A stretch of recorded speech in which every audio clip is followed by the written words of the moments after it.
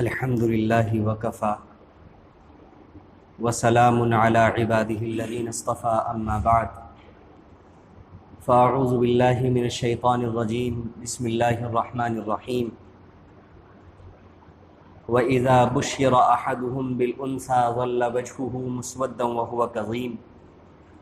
يَتَوَارَى مِنَ الْقَوْمِ مِنْ سُوءِ مَا بُشِّرَ بِهِ أَيُمْسِكُهُ عَلَى هُونٍ أَمْ يَدُسُّهُ فِي التُّرَابِ أَلَا سَاءَ مَا يَحْكُمُونَ وقال سبحانه وتعالى يَهَبُ لِمَنْ يَشَاءُ إِنَاثًا وَيَهَبُ لِمَنْ يَشَاءُ الذُّكُورَ صدق الله العظيم وقد قال النبي صلى الله عليه وسلم خير متاع الدنيا المرأة الصالحة أو كما قال عليه الصلاة والسلام اللهم صل على سيدنا محمد وعلى آل سيدنا محمد وبارك وسلم صلی اللہ علی النبی الأمی صلی اللہ علی النبی الأمی۔ واجب الاحترام بزرگوں، قابل قدر دینی ایمانی بھائیوں اور بہت ہی عزت و احترام کی مستحق دور بیٹھی سن رہی عزیز ماں اور بہنوں،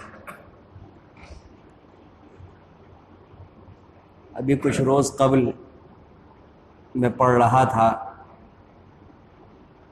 دنیا کا ایک ملک ہے نیدرلینڈ، اس میں ایک مرتبہ پارلیمنٹ کے اندر یہ آواز اٹھائی گئی کہ اس ملک میں قرآن کریم پر پابندی لگنی چاہیے۔ وہ ایک لمبا واقعہ ہے جو تجویز پاس نہیں ہو سکی، لیکن اس کا مجھے اتنا حصہ بیان کرنا ہے کہ جب گورنمنٹ کی سطح پر پارلیمنٹ کے ذریعے سے اس ملک کے اندر یہ آواز اٹھی کہ قرآن کریم پر پابندی لگائی جائے، تو وہ لوگ جو قرآن کو نہیں ماننے والے تھے، یعنی عیسائی اور دوسرے مذہب کے ماننے والے، ان لوگوں نے قرآن کریم کے بارے میں معلومات حاصل کرنی شروع کر دی کہ ہمارے ملک میں جو مسئلہ پارلیمنٹ میں اٹھایا گیا ہے تو ہم کم سے کم دیکھیں تو صحیح کہ اس میں آخر کیا برائی ہے یا اس کے اندر کیا بات ہے کہ جس کی وجہ سے پارلیمنٹ میں یہ بات اٹھائی گئی ہے کہ قرآن کریم پر نعوذ باللہ پابندی لگا دی ہے۔ اور وہاں کی اس ملک کی رپورٹ کے مطابق قرآن کریم کی چھپنے کے اندر، قرآن کریم کی خریداری کے اندر اور اسلام میں داخل ہونے کی تعداد کے اندر غیر معمولی اضافہ ہوا اس واقعے کے بعد۔ یعنی میں یہ عرض کرنا چاہ رہا ہوں یہ واقعہ سنا کر، اور بھی بہت سے واقعات اس وقت میرے ذہن میں ہیں، میرے سامنے ہیں، کہ مغربی ممالک میں لوگوں کے اندر، شاید سب لوگوں کے اندر نہ ہو لیکن کافی لوگوں کے اندر یہ ایک اچھی عادت پائی جاتی ہے کہ جب وہ کسی پروپیگنڈے کو سنتے ہیں، جب وہ کسی مشہور بات کو سنتے ہیں تو اس کا یقین نہیں کرتے، بلکہ خود ان کے اندر یہ بات آتی ہے کہ ہم یقین کرنے سے پہلے خود براہ راست اس کو دیکھیں گے کہ حقیقت کیا ہے۔ اور یہ والا مزاج جو ہے یہ اسلامی مزاج ہے، یہ اسلامی مزاج ہے۔ یہ مزاج ہم مسلمانوں کا ہونا چاہیے تھا، لیکن بدقسمتی سے یہ غیر مسلموں کا مزاج بنتا جا رہا ہے۔ تو بالکل اسی طرح مجھے یہاں سے اس واقعے کو سنا کر یہ بات بیان کرنی تھی کہ یہ مزاج ہمیں اپنانا چاہیے، اور ہمارے اس ملک کے اندر اسلام کے خلاف اور اسلامی احکامات کے اوپر جو طرح طرح کی زبان درازیاں کی جاتی ہیں، جو ہمارے بعض احکام کے اوپر محاذ آرائیاں کی جاتی ہیں، پروپیگنڈے کیے جاتے ہیں، تو ہم مسلمانوں کو یہ چاہیے کہ ہم ان پروپیگنڈوں سے متاثر نہ ہوں، بلکہ قرآن اور حدیث کی روشنی میں ان مسئلوں کی گہرائی تک پہنچنے کی بھرپور ہر ممکن طریقے پر کوشش کریں۔ انہی پروپیگنڈوں میں سے ایک پروپیگنڈا مجھے آج کے دن بیان کرنا ہے خواتین کے تعلق سے، اور پروپیگنڈا کیا کیا جاتا ہے اور حقیقت کیا ہے۔ اس لیے میں درخواست کروں گا خواتین سے اور مرد حضرات سے بھی کہ وہ اس مضمون کو بہت اچھی طرح سے ذہن نشین کرنے کی کوشش کریں، اور اللہ کرے کہ کچھ ایسے شوقین لوگ ہوں کہ جو اس کو سننے کے بعد یہ جو بات کہی گئی کہ خود تحقیق کرنے کی، خود قرآن کریم کی آیات کو، ان آیات کو جس میں ان مضامین کے تعلق سے وضاحت ہے، ان کو سمجھنے کی کوشش کریں اور سمجھیں ہر مسئلے کو کہ یہ جو پروپیگنڈا کیا جا رہا ہے قرآن اس بارے میں کیا کہتا ہے، ایسے اسلام میں ہے بھی یا نہیں، اس کی کیا حقیقت ہے۔ یہ ہم اپنا مزاج اگر بنانے لگیں تو ہمارے بہت بڑی حد تک مسائل ہماری گھریلو زندگی کے بھی حل ہو سکتے ہیں، ہماری ملکی سطح کے، ہمارے ہر سطح کے اگر ہمارے تحقیقی مزاج بن جائے تو ہمارے بہت بڑے بڑے مسائل اور بہت بڑے بڑے بگاڑ اور بہت بڑے جھگڑے بغیر ہوئے ہم ان سے اپنے آپ کو اور اپنے گھر والوں کو بچا سکتے ہیں اگر ہمارے اندر یہ مزاج آ جائے۔ تو آج مجھے یہ بیان کرنا ہے کہ اسلام آنے سے پہلے عورت کا کیا مقام تھا معاشرے کے اندر۔ اسلام آنے سے پہلے جو ترقی یافتہ طبقہ سمجھا جاتا تھا، جو ممالک ترقی یافتہ سمجھے جاتے تھے، وہ یونان تھا، یونانی لوگ ترقی یافتہ سمجھے جاتے تھے، یا فارس تھا، یا ایران تھا۔ یہ جو جتنی بھی تہذیبیں ہیں، اگر آپ ان تہذیبوں کی کتابوں کو اٹھا کر کے دیکھیں تو ان کے اندر آپ کو ان کے مذہب کے مطابق عورت کا جو تصور تھا تو کہیں پر عورت انسان کے لیے ایک بدنما داغ کی شکل میں نظر آتی ہے۔ وہ یہ سمجھا کرتے تھے کہ بدنما داغ ہے انسانیت کے لیے۔ بعض مذاہب میں اس کو شیطان سمجھا جاتا تھا، اور بعض مذاہب کے اندر اس کو بالکل غلام سمجھا جاتا تھا، اور یہ سمجھا جاتا تھا یہ انسانیت کا فرد ہے بھی یا نہیں، اس کے اندر روح ہے بھی یا نہیں۔ عجیب و غریب تصورات اسلام آنے سے پہلے جو عورت کے تعلق سے مذاہب کے اندر، ملکوں کے اندر، ترقی یافتہ ممالک کے اندر، ترقی یافتہ ممالک کے ماننے والے لوگوں کے مذاہب کے اندر پائے جاتے تھے، وہ یہ تھے جو میں نے آپ کے سامنے چند بیان کی۔ اللہ سے وصل کے راستے میں سب سے بڑی رکاوٹ اس زمانے میں جو لوگ سب سے بڑھ چڑھ کر عورت کے تعلق کی بات کرتے ہیں، ان کے مذہب کی کتابوں کے اندر عورت کے لیے کیا کیا الفاظ استعمال کیے گئے ہیں، اگر آپ اس کو پڑھ لیں تو آپ کو سارا کا سارا مسئلہ خود سمجھ میں آ جائے گا کہ حقیقتاً یہ عورت کی ہمدردی ہے یا اس کے پیچھے کوئی اور وجہ ہے۔ مسئلہ وہی ہے کہ ہم پڑھتے ہی نہیں، ہمیں معلوم ہی نہیں ہے کہ کس مذہب کا ماننے والا کیا بات کر رہا ہے، اس کے مذہب اس کو اس بارے میں کیا کہتا ہے۔ بعض مذہبوں کے اندر عورت کو داسی کہا جاتا ہے، نوکرانی سمجھا جاتا ہے، اور بات جو کی جاتی ہے وہ اس کے بالکل برخلاف کی جاتی ہے۔ مذہبی سوچ کچھ اور ہے اور جو بات کہی جا رہی ہے وہ بالکل کچھ اور ہے۔ اور جو لوگ بات کرتے ہیں، آپ آگے بڑھ کر ان کی زندگیوں میں، معاشرے میں نظر ڈالیں کہ ان کی زندگیوں میں عورتوں کو کس حد تک حقوق حاصل ہیں۔ الحمدللہ میں نے لمبے غور و فکر کرنے کے بعد، لمبے طریقے پر میں نے کافی حد تک اس بارے میں ریسرچ کی، پڑھا، اس کے بعد میں پوری ذمہ داری کے ساتھ یہ بات عرض کر سکتا ہوں کہ الحمدللہ ہم مسلمانوں کے اندر جتنے حقوق عورتوں کو حاصل ہیں، اللہ کے فضل و کرم سے اتنے حقوق اور مذاہب کے اندر حاصل نہیں۔ حالانکہ اس بات کا پورا اعتراف ہے کہ جتنے حق اسلام نے عورتوں کو دیے اتنے حق ہم مسلمان نہیں دے رہے، اتنے حقوق کی واقفیت بھی نہیں ہے، ادا کرنے کی بات تو بہت دور ہے۔ میں بھی اس کے اندر کوتا ہوں، ہم سننے والے بھی کوتا ہیں، لیکن اس کے باوجود بات کرنے کے تعلق سے میں نہیں کہہ رہا ہوں بات کون کتنی کر رہا ہے، جتنے حقوق دیے ہیں اسلام نے، اور الحمدللہ اسلام کی بدولت جتنے اسلامی معاشرے میں، اسلام کے ماننے والوں کے یہاں عورتوں کو حقوق حاصل ہیں، الحمدللہ اور مذاہب کے یہاں بات تو کی جاتی ہے لیکن حقوق حاصل نہیں۔ اور خود اللہ کے نبی صلی اللہ علیہ وسلم کے زمانے میں جب آپ تشریف لائے، عورت کو کیا سمجھا جاتا تھا؟ میں نے آپ کے سامنے قرآن کریم کی ایک آیت تلاوت کی، وَإِذَا بُشِّرَ أَحَدُهُمْ بِالْأُنثَىٰ ظَلَّ وَجْهُهُ مُسْوَدًّا وَهُوَ كَظِيمٌ۔ جب کسی کا یہاں ولادت کا مرحلہ چل رہا ہوتا تھا اور جب بیٹی کی ولادت ہوتی تھی، قرآن کہتا ہے وَإِذَا بُشِّرَ أَحَدُهُمْ، جب انہیں بیٹی کی خوشخبری سنائی جاتی تھی، ظَلَّ وَجْهُهُ مُسْوَدًّا، چہرہ سنتے ہی کالا ہو جایا کرتا تھا، وَهُوَ كَظِيمٌ، ایسے ہو جایا کرتے تھے جیسے زہر کا گھونٹ پلا دیا گیا، يَتَوَارَى مِنَ الْقَوْمِ مِنْ سُوءِ مَا بُشِّرَ بِهِ، جو انہیں بات بتائی جاتی تھی کہ تمہارے یہاں بیٹی ہوئی ہے، وہ ان کے لیے اتنی ذلت کی بات سمجھی جاتی تھی اس معاشرے کے اندر کہ قوم سے، باقی علاقے کے لوگوں سے چھپتے پھرتے تھے کہ کہیں ہمارا سامنا نہ ہو جائے، میرے یہاں بیٹی ہوئی ہے، میں کیسے سامنا کروں گا قوم کا۔ اور یہ سوچ رہے ہوتے تھے أَيُمْسِكُهُ عَلَىٰ هُونٍ، کہ میں اس ذلت کو برداشت کر کے اس کو رکھ لوں اپنے گھر میں، أَمْ يَدُسُّهُ فِي التُّرَابِ، یا اس کا گلا گھونٹ کر اس کو مار دوں، اس کو مٹی میں زندہ دفن کر دوں۔ یہ اس وقت کا معاشرہ تھا، یہ اس وقت کا کلچر تھا۔ اس کے برخلاف قرآن کریم کا انداز بیان دیکھیں، اللہ تعالیٰ فرماتے وَإِذَا بُشِّرَ أَحَدُهُمْ، جب ان میں سے کسی کو بیٹی کی خوشخبری دی جاتی ہے۔ اللہ کے یہاں کیا بیٹی کا مقام ہے، اللہ تعالیٰ الفاظ کیا استعمال فرمائے، بشرا، بشارت، جب بیٹی کی خوشخبری دی جاتی ہے، اور دوسری آیت میں نے یہ تلاوت کی تھی کہ اللہ تعالیٰ نے جہاں اولاد کا تذکرہ فرمایا تو اللہ نے فرمایا یخلق ما یشاء، اللہ تعالیٰ جو چاہتے ہیں پیدا کرتے ہیں، یہب لمن یشاء اناثا، جس کو چاہتے ہیں بیٹی دیتے ہیں، جس کو چاہتے ہیں بیٹا دیتے ہیں۔ یہاں پر تفسیر قرطبی کے اندر ایک عالم کا حوالے سے یہ بات لکھی گئی ہے کہ اللہ تعالیٰ نے جہاں بیٹے اور بیٹی کے دینے کا تذکرہ کیا، اللہ نے بیٹی کا پہلے تذکرہ کیا، بیٹے کا بعد میں تذکرہ کیا۔ اس سے پتہ چلتا ہے کہ اگر کسی عورت کے یہاں پہلی جو اولاد ہو وہ بیٹی ہو تو اس کے لیے یہ زیادہ فضیلت کی بات ہے اور زیادہ بہتر ہے۔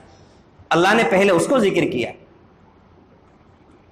تو یہ سوچ اللہ تعالیٰ نے قرآن کریم کی اس آیت کے ذریعے سے ہمیں پتہ چلتا ہے۔ اور کتنے سارے لوگ جو اسلام میں داخل ہوئے وہ اللہ کے نبی صلی اللہ علیہ وسلم کے سامنے روتے تھے، شرمندگی کا اظہار کرتے تھے، اے اللہ کے نبی صلی اللہ علیہ وسلم میں نے اپنی 5 بچیوں کو زندہ درگور کیا ہے۔ 5 سال تک وہ بچی کو زندہ چھوڑتے تھے، 6 سال کے اندر پہلے سے گڈھا کھود کر آتے تھے اور بچی کو وہاں لے جا کر دھکا دے دیا کرتے تھے، اوپر سے مٹی ڈال کر اسے زندہ دفن کر دیا کرتے۔ اور اس والی بات پر میونا تعجب نہ کریں، یہ والی چیز آج بھی ہو رہی ہے، بس اس کی نوعیت بدل گئی ہے۔ اگر آپ گوگل کے اوپر جا کر کے سرچ کریں اور آپ دیکھیں اپنے ملک کا اور بھی کسی ملک کا آپ دیکھیں تناسب کہ ہمارے ملک کے اندر بیٹے کتنے پیدا ہو رہے ہیں، بیٹیاں کتنی پیدا ہو رہی ہیں، تو آپ کو سمجھ میں آ جائے گا کہ آج بھی یہ جاہلیت باقی ہے، بس آج ذرا سی ماڈرن ہو گئی ہے۔ اور اس زمانے میں ٹیکنالوجی کی کمی کی وجہ سے پیدا ہونے کا انتظار کیا جاتا تھا، بس آج فرق اتنا ہے پیدا ہونے سے پہلے ہی کوشش یہ کی جاتی ہے کہ کسی طرح پتہ چل جائے، اور اگر پتہ چل جاتا ہے تو ماں کے پیٹ میں ہی اس بچی کو ختم کر دیا جائے۔ اسی وجہ سے ہمارے ملک کے اندر یہ قانون بنایا گیا۔ آپ جائیں گے الٹرا ساؤنڈ کرانے تو وہاں پر لکھا ہوا ہوگا کہ یہاں پر بچہ ہے یا بچی، اس کی پہچان نہیں کروائی جائے گی۔ وہ کیوں قانون بنایا گیا؟ اس کے باوجود آپ آئے دن کیس سنتے رہتے ہوں گے کہ کسی نے اس کے خلاف ورزی کی اور اس کو جیل کے اندر ڈالا گیا۔ وجہ اس کی یہی ہے کہ جس طرح اس زمانے کے اندر بیٹی کا وجود اور بیٹی کی پیدائش انسان اپنے لیے ایک عار کی چیز سمجھتا تھا، آج کے زمانے میں بھی بہت سے لوگ اتنے تنگ نظریے کے مالک ہیں، اتنی نچلی سطح کی ان کی سوچ ہے کہ آج بھی وہ اس کو یہی سمجھتے ہیں۔ یہ وجہ ہے، وہ سوچ جو اس زمانے میں پائی جاتی تھی وہ آج بھی پائی جاتی ہے، بس تھوڑا سا فرق ہے، اس کی نوعیت کا، اس کی شکل کا تھوڑا سا فرق پڑا ہے، اس کے علاوہ کوئی فرق نہیں پڑا۔ حالانکہ قرآن کریم نے جب اسلام آیا تو اسلام کے آنے کے بعد اللہ رب العزت نے قرآن کریم کے اندر باقاعدہ ایک سورت نازل کی، سورہ نساء۔ 4 پارے کے اندر اگر آپ سورت کھولیں گے تو آپ کو سورت نظر آئے گی، سب سے پہلی سورہ فاتحہ، سورہ بقرہ، سورہ آل عمران، پھر سورہ نساء۔ 4تھی سورت آپ کو سورہ نساء نظر آئے گی۔ نساء عورتوں کو کہتے ہیں۔ اللہ نے ایک عظیم الشان سورت، پوری سورت اللہ تعالیٰ نے عورتوں کے نام پر پوری کی پوری سورت نازل فرمائی۔ مردوں کے نام پر پورے قرآن کریم میں کوئی سورت نہیں ہے، عورتوں کے نام پر اللہ تعالیٰ نے سورہ نساء کے نام سے پوری سورت نازل فرمائی۔ اور کیا پہلا سبق کیا دیا جو ہمارے یہاں نکاح کے موقع پر تلاوت کی جاتی ہے؟ یا ایھا الناس اتقوا ربکم الذی خلقکم من نفس واحدہ، اے لوگو اپنے اس پروردگار سے ڈرو، اپنے اس پروردگار سے کا خوف اپنے دلوں کے اندر پیدا کرو جس نے تم سب کو، مردوں کو عورتوں کو، ایک جان سے پیدا کیا۔ یعنی اللہ نے پہلی ہی آیت کے ذریعے سے سبق دے دیا سورہ نساء کی کہ مرد کو مرد ہونے کی حیثیت سے کوئی فضیلت نہیں، عورت کو عورت ہونے کی حیثیت سے کوئی ذلت اور عار والی بات نہیں، اس کو اس حیثیت سے کوئی فضیلت نہیں، اس کو اس حیثیت سے کوئی فضیلت نہیں۔ اللہ کے نزدیک انسان ہونے کے اعتبار سے دونوں صنفیں برابر ہیں۔ خلقکم من نفس واحدہ وخلق منها زوجها وبث منهما رجالا كثيرا ونساء۔ پہلا سبق مساوات کا، برابری کا، کہ تمہارے یہاں جو اونچ نیچ کا تصور چلا آیا تھا ختم کرو اس کو۔ اللہ کے یہاں دونوں برابر ہیں اس حیثیت سے کہ اللہ کے مرد کو مرد ہونے کے اعتبار سے فضیلت حاصل لیں گے کہ وہ مرد ہے تو اس کی نیکی کا ثواب 20 گنا ملے گا، اور وہ عورت ہے تو اس کی نیکی کا ثواب 10 گنا ملے گا۔ ایسا کوئی اللہ کے اصول نہیں ہے۔ جس طرح مرد اللہ کا قرب حاصل کر سکتا ہے، عورت بھی اللہ کا قرب حاصل کر سکتی ہے۔ جو بنیادی حقوق اسلام کے اندر مرد کو حاصل ہے وہ بنیادی حقوق عورت کو بھی حاصل ہے۔ پورے سورہ نساء کو آپ پڑھتے چلے جائیں، قرآن کریم نے پورے سورہ نساء کے اندر عورتوں کے حقوق، یوصیکم اللہ فی اولادکم للذکر مثل حظ الانثیین، اللہ تعالیٰ نے اسلام کے ذریعے سے، اللہ کے نبی صلی اللہ علیہ وسلم کے ذریعے سے اسلام میں عورتوں کا باقاعدہ حصہ متعین کیا گیا وراثت کے اندر۔ آپ ملکوں کی تاریخ پڑھیں، آپ مذاہب کی تاریخ پڑھیں، کہ انہوں نے اسلام کے آنے کے بعد اپنے مذہب کے قوانین کے اندر تبدیلی کی ہے اسلام کو دیکھ کر. ہمیں معلوم ہی نہیں ہے کہ اسلام کیا دولت ہے اور دوسروں نے اس دولت سے کتنا فائدہ اٹھایا ہے. ہمیں معلوم ہی نہیں ہمارے گھر کے اندر اللہ نے کیا. اسلام کے آنے کے بعد قوموں نے اپنے مذاہب کے قوانین کے اندر تبدیلیاں کی ہیں, اپنے ملکوں کے قوانین کے اندر تبدیلیاں کی ہیں, اور اب سے کچھ سالوں پہلے بعض ممالک کے قوانین کے اندر اسلام سے سیکھ کر ترمیمیں کی گئیں, اور ان لوگوں کے دل اور ظرف اتنے بڑے تھے کہ غیر مذہب کے ہونے کے باوجود انہوں نے کھلم کھلا اعتراف کیا کہ یہ والی چیز ہم نے اسلام سے لی. میں زیادہ تفصیلات میں نہیں جانا چاہتا, ایسا ہوا ہے, اعتراف کیا ہے کہ ہم نے یہ والی چیز اسلام سے لی ہے, ہمارے مذہب کے اندر یہ چیز نہیں تھی. اسلام نے باقاعدہ عورتوں کا وراثت کے اندر حصہ متعین کیا, اسلام نے باقاعدہ عورتوں کا مہر کے اندر حصہ متعین کیا, اسلام نے عورت کی حیثیت کو تسلیم کیا کہ وہ تجارت بھی کر سکتی ہے, اس کا ایک وجود ہے اپنے گھر کے اندر, اس کا ایک وجود ہے معاشرے کے اندر. اسلام نے اپنے ماننے والوں کو یہ سبق دیا کہ دیکھو اگر وہ ماں ہے تو اس کا یہ مقام ہے کہ اللہ کے نبی صلی اللہ علیہ وسلم نے فرمایا الجنت تحت اقدام الامہات, جنت تمہاری ماں کے قدموں کے نیچے. وہ عورت جس کو شیطان سمجھا جاتا تھا, وہ عورت جس کے پیدا ہونے کو منحوس سمجھا جاتا تھا, پیدا ہوتے ہی زندہ درگور کر دیا جاتا تھا, اسلام نے اس عورت کو یہ حیثیت دی کہ جنت تمہاری ماں کے قدموں کے نیچے, اور یہ مقام دیا کہ اگر تم اپنی ماں کو, اپنی باپ کو ایک بار محبت کی نگاہ سے دیکھو گے تو تمہیں ایک مقبول حج کا ثواب ملے گا, مقبول حج کا ثواب ملے گا. صحابہ نے سوال کیا اللہ کے نبی صلی اللہ علیہ وسلم اگر متعدد مرتبہ دیکھیں, اللہ کے نبی نے فرمایا اللہ کے خزانوں میں کیا کمی ہے, ہزاروں بار دیکھو, سینکڑوں بار دیکھو, جتنی بار دیکھو کہ اللہ تعالیٰ اتنی مرتبہ مقبول حج کا ثواب ملے گا. یہ اسلام نے عورت کو مقام دیا. اگر بیٹی یا بہنیں, اللہ کے نبی صلی اللہ, کہاں بیٹیوں کو زندہ درگور کیا جاتا تھا اور کہاں پر اللہ کے نبی صلی اللہ علیہ وسلم نے اپنے ماننے والوں کی ذہن سازی کی, تربیت کی, اسلام کے اندر قوانین بنائے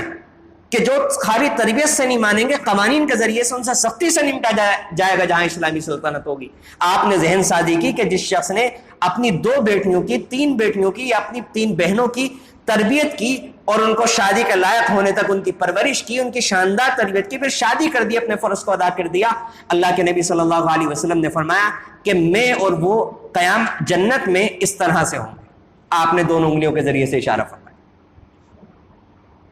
بچوں کی تربیت کرنے پر, ان کی شادی کی ذمہ داری ادا کرنے پر اللہ کے نبی صلی اللہ علیہ وسلم نے فرمایا اس عمل کے اوپر اس کے والدین اور میں جنت کے اندر اس طرح سے ہوں گے. اور ایک حدیث میں اللہ کے نبی صلی اللہ علیہ وسلم نے فرمایا اسی کام کے اوپر کہ جس نے تربیت کی, پرورش کی, پھر وقت آنے پر اپنے فریضے کو ادا کر دیا, اللہ کے نبی صلی اللہ علیہ وسلم نے فرمایا کہ اس کا یہ عمل اس کے لیے جہنم سے آڑ بن جائے گا, جہنم سے روکنے کا ذریعہ بن جائے گا. کس کس طریقے پر اللہ تعالیٰ نے ذہن سازی کی. اور ایک موقع پر اللہ کے نبی صلی اللہ علیہ وسلم نے فرمایا کہ جس نے بیٹی کے پیدا ہونے کے بعد اسے زندہ درگور نہیں کیا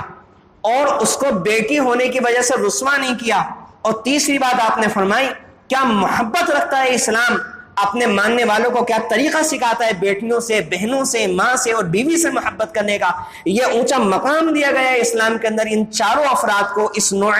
نوع کو یعنی عورت کو. اللہ کے نبی صلی اللہ علیہ وسلم نے فرمایا کہ اگر لڑکی ہونے کی حیثیت سے اس کی توہین نہیں کی گئی اور اس کو اور بیٹے کو اس کے اوپر ترجیح نہیں دی گئی تو اللہ تعالیٰ ان تینوں عمل کی بدولت اس کو جنت میں داخل فرما دی. صاف فرمایا گیا کہ بیٹے کو ترجیح نہیں دی گئی. یہ جو ہماری آج بھی ایسی سوچ ہے ہم لوگوں کے, ہم مسلمانوں کی جو کہ اسلامی نہیں ہے, یہ غیر اسلامی سوچ ہے کہ ہمارے یہاں بھی بہت سے لوگوں کے یہاں اگر بیٹی پیدا ہوتی ہے انہیں بوجھ لگتا ہے, انہیں برا محسوس ہوتا ہے, بیٹے کو ترجیح دی جاتی ہے بیٹی کے اوپر. یہ سب اللہ کے فیصلے, اللہ جسے چاہتا ہے بیٹیاں دیتا ہے, اللہ جسے چاہتا ہے بیٹے دیتا ہے. اللہ کے ہر فیصلے پر جس کے لیے اللہ جو پسند کرے اللہ کے اس فیصلے پر انسان کو راضی رہنا چاہیے اور انسان کو اپنے طور سے فضیلت نہیں دینی چاہیے. اللہ تعالیٰ نے اس طرح سے بیٹی کی یہ خصوصیت بیان کی, بہن کی یہ خصوصیت بیان کی, ماں کی یہ خصوصیت بیان کی. بیوی کے بارے میں اللہ کے نبی صلی اللہ علیہ وسلم نے فرمایا کہ دنیا ساری کی ساری متاع ہے اور اس ساری متاع میں سب سے بہترین چیز المرأۃ الصالحہ, نیک عورت ہے, نیک بیوی. خیر متاع الدنیا المرأۃ الصالحہ. کہاں اس کو شیطان سمجھا جاتا تھا اور کہاں اسلام نے چاروں افراد کو اگر بہن ہے یہ مقام، بیٹی ہے یہ مقام، ماں ہے یہ مقام، بیوی ہے اس کو یہ مقام۔ ایک حدیث میں اللہ کے نبی صلی اللہ علیہ وسلم نے فرمایا جب شوہر بیوی کو دیکھ کر مسکراتا ہے، بیوی شوہر کو دیکھ کر مسکراتی ہے، اللہ تعالیٰ دونوں کو دیکھ کر خوش ہو جاتے ہیں۔ یہ مقام اللہ تعالیٰ نے بنایا کہ اس کا یہ مقام، اتنا بلند ترین مقام اللہ رب العزت نے عورت کو، اسلام نے یہ مقام بخشا ہے۔ میں بار بار کہہ رہا ہوں اسلام نے بخشا ہے، میں یہ نہیں کہہ رہا کہ ہم مسلمانوں نے بخشا ہے، کیونکہ اسلام نے جو مقام بخشا ہے وہ ضروری نہیں ہے کہ ہم مسلمانوں نے مقام دیا ہو۔ اسلام نے تو مقام دیا ہے، لیکن ہم نے کتنا مقام دیا یہ ہمیں ہر انسان کو خود دیکھنے کی اور سمجھنے کی، اپنا جائزہ لینے کی ضرورت ہے۔ کسی نے 10% مقام دیا ہے، کسی نے 20% مقام دیا ہے، کسی نے 80% مقام دیا ہے۔ الحمدللہ بہت سے ایسے خوش نصیب لوگ بھی یقیناً ہیں کہ جنہوں نے 100% مقام دیا ہے، قابل مبارکباد ہیں وہ لوگ۔ اور ہم جیسے لوگوں کو غور و فکر کرنے کی ضرورت ہے کہ ہم سے اس معاملے کے اندر جتنی کوتاہی ہو رہی ہے ہم انہیں اتنا مقام، اتنا بلند ترین مقام دینے کی کوشش کریں۔ اللہ کے نبی صلی اللہ علیہ وسلم نے صرف زبانی تعلیم نہیں دی کسی بھی معاملے کے اندر، بلکہ اللہ کے نبی صلی اللہ علیہ وسلم نے عمل کر کے دکھایا۔ آپ نے یہاں تک فرمایا، اس گندی جاہلانہ سوچ کو آپ نے یہاں تک لوگوں کے دلوں سے کھرچ کر کے نکالا۔ آپ نے فرمایا باپوں سے کہ جب تم گھر میں کوئی سامان لے کر آؤ تو تمہارا بیٹا بھی ہے بیٹی بھی ہے، آپ نے فرمایا پہلے تم بیٹی کو دو، پہلے بیٹی کو دو۔ اور ایک اللہ کے نبی صلی اللہ علیہ وسلم کا معمول تھا کہ جب بھی حضرت فاطمہ الزہرا رضی اللہ عنہ تشریف لایا کرتی تھی آپ سے ملاقات کے لیے، آپ ان کے استقبال کے لیے کھڑے ہو جایا کرتے تھے اور آپ ان کا بڑھ کر کے استقبال کرتے تھے، آپ ان کی پیشانی کو بوسہ دیا کرتے تھے، اور آپ کبھی انہیں اپنے قریب اپنے ساتھ بٹھایا کرتے تھے اور کبھی آپ ان کی جگہ، اپنی جگہ کے اوپر ان کو بٹھایا کرتے تھے۔ بیٹی کا مقام بلند زبان سے بول کے بھی دکھایا اور اللہ کے نبی صلی اللہ علیہ وسلم نے اپنے عمل سے کر کے بھی دکھایا۔ اور بعض روایتوں سے میں اس وقت اس کو دیکھ نہیں سکا، لیکن مجھے یاد پڑتا ہے پہلے کی کبھی پڑھی ہوئی کہ اللہ کے نبی صلی اللہ علیہ وسلم بعض مواقع پر، میں احتیاط کے ساتھ بعض کا لفظ لگا رہا ہوں، کہ اللہ کے نبی صلی اللہ علیہ وسلم جب سفر سے تشریف لائیں تو پہلے سے فاطمہ الزہرا رضی اللہ عنہا سے ملاقات کی۔ یہ ساری باتیں کیوں ہیں؟ یہ ساری باتیں کیوں بیان کی گئی ہیں؟ یہ ساری باتیں اسلام کے اندر کیوں رکھی گئی ہیں؟ قرآن کریم نے عورت کا مال میراث کے اندر جو حق تھا اللہ رب العزت نے اس کو متعین کیا۔ اسی طرح مہر کے اندر جو سستی برتی جاتی تھی اللہ رب العزت نے قرآن کریم کے ذریعے سے مہر کا معاملہ متعین کیا۔ طلاق کا جو غلط استعمال کیا جاتا تھا اللہ تعالیٰ نے طلاق کا سیدھا راستہ بیان کیا جس میں عورتوں کے لیے سہولت۔ اس کے علاوہ جتنے بھی مظالم عورتوں کے اوپر کیے جاتے تھے اس زمانے کے اندر، سورہ نساء میں آپ کو ہر چند صفحوں کے بعد ملے گا یہ والا ظلم ہوتا تھا۔ اور وہ والے ظلم جو پہلے زمانے میں ہوتے تھے آج بھی وہ کسی نہ کسی طرح ہوتے ہیں ہمارے معاشرے کے اندر۔ اللہ تعالیٰ نے ان تمام مظالم کا سد باب کیا کہ نہیں، اگر تم اسلام والے ہو، مسلمان ہو، ایمان والے ہو، ایمان کی باتیں کرتے ہو تو تمہیں یہ حقوق دینے پڑیں گے، تمہیں یہ حقوق ادا کرنے پڑیں گے۔ ساری کی ساری چیزیں اللہ رب العزت نے قرآن کریم کے ذریعے سے، اللہ کے نبی صلی اللہ علیہ وسلم کے تعلیم کے ذریعے سے، آپ کے عمل کے ذریعے سے امت کے سامنے کھلوائی ہیں، امت کے سامنے سارا کا سارا معاملہ پیش کیا ہے کہ کس طرح سے اپنی زندگی کو لے کر کے چلنا ہے۔ تو اس لیے میں نے یہ ساری کے ساری قرآنی آیتیں اور کچھ یہ احادیث کے ٹکڑے اس لیے آپ حضرات کی خدمت میں عرض کیے کہ ہمیں اور ہماری عورتوں کو معلوم ہونا چاہیے کہ اسلام نے انہیں کیا مقام اور کیا حیثیت دی ہے۔ اور یہ جو پروپیگنڈا کیا جاتا ہے کہ اسلام میں عورتوں کے ساتھ ناانصافی کی جاتی ہے، ان کو حقوق نہیں دی جاتے، تو الحمدللہ اسلام نے جتنے حقوق عورتوں کو دیے اتنے کسی بھی مذہب نے حقوق دیے نہیں ہیں۔ باتیں ضرور کی ہیں اسلام کے حقوق دیکھنے کے بعد، حقوق دیے نہیں ہیں۔ اسلام نے ہر طریقے پر حقوق دیے ہیں۔ اسلام نے یہاں تک بھی حق دیا، کیا ہم نہیں دیکھتے کہ ایک باپ ساری زندگی اپنی بیٹی کو پالتا پوستا ہے، لیکن جب نکاح کا وقت آتا ہے تو 2 لوگوں کو بھیج کر، وکیل اور 2 گواہوں کے ساتھ، وہ باپ بھیجے گا اپنی بیٹی کے پاس کسی کو اور اس سے اجازت لے گا کہ بیٹا میں تمہارا فلاں سے نکاح کر رہا ہوں، اگر تمہاری اجازت ہے تو تمہارا نکاح ہوگا۔ یہ کیا ہے؟ یہ اسلام کا دیا ہوا حق ہے، اس کو کوئی غصب نہیں کر سکتا۔ یہ اسلام کا حق ہے کہ بیٹی کو یہ حق حاصل ہے کہ اگر وہ چاہے تو اجازت دے اور چاہے تو اس کو رد کرے۔ یہ اسلام نے یہ حق دیا ہے، یہ اسلام نے حق دیا ہے۔ نہیں تو اسلام سے پہلے جو جس طریقے کا رویہ عورتوں کے ساتھ تھا، وہ اگر آپ پہلے کی تاریخ جاہلیت کی اٹھا کر کے دیکھیں گے تو آپ کو اندازہ ہو جائے گا کیا تاریخ۔ بعض وہ مذاہب جو آج بہت زیادہ حقوق نسواں کی بات کرتے ہیں، ان میں سے بعض مذاہب میں تو عورتوں کو طلاق کا مذہبی اعتبار سے حاصل ہی نہیں ہے، حق ہی نہیں ہے ان کے مذہب میں طلاق کا، ہو ہی نہیں سکتی طلاق مذہبی اعتبار سے، ملک قانون کے اعتبار سے چل رہی ہے، مذہبی اعتبار سے ہے ہی نہیں طلاق کا حق۔ اور مذہبی جو سوچ ہوتی ہے وہ ملک قانون کے ذریعے سے ختم نہیں ہوا کرتی،